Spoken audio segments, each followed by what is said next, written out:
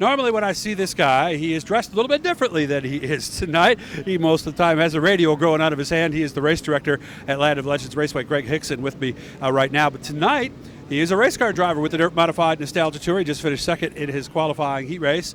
Well, how was it, Greg? It was fun, Doug. Car looked a little loose. A little bit loose, trying to figure out what we want to do here. We don't have a whole lot of options with stagger and stuff. Oh, you mean you don't have about 13, 14 tires there you could change and no, get the no, stagger we you don't. want? No, we don't. But we're going to play with it here a little bit. I'm going to make a couple adjustments on the shock and see if I can get to come off the turns a little bit better. All right. Since this isn't, hardcore NASCAR competitive stuff, what are you going to do to the car? I'm going to raise the front end up a little bit, try to get a little more rear percentage. Okay. Hopefully it'll come off the turn a little bit better. I don't know. Maybe bite a little bit better, huh? Yep. Both front shocks? Yep. Okay. All right. Similar, going to go down the same on each, or do we go down more with one versus the other? Equal. Equal? Yep. Okay. Yep. Just raise it's going in the turns really well. It's nice in the center. It's just not coming off real nice. It's the back end wants to kick out on me. So. Oh, okay. I was listening to Paul. He was up there doing the Facebook Live with me.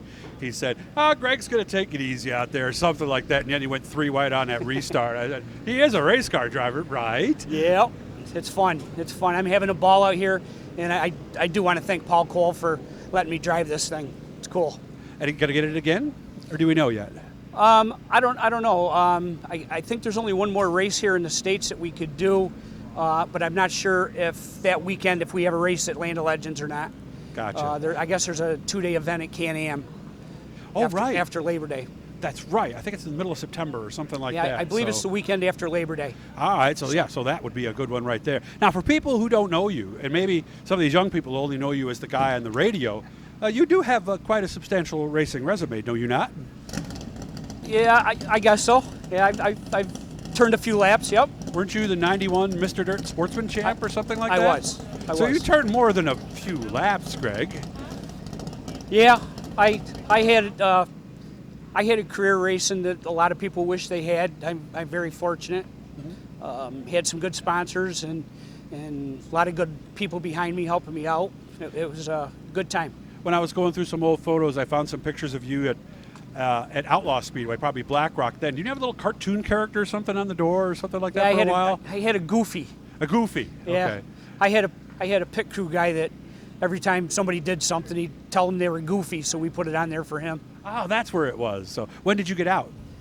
I think my last competitive year of racing, let's see, it must have been 95 because I ran ESS sprints for 2 years. Oh, because this was a picture after that. Are you sure you didn't race?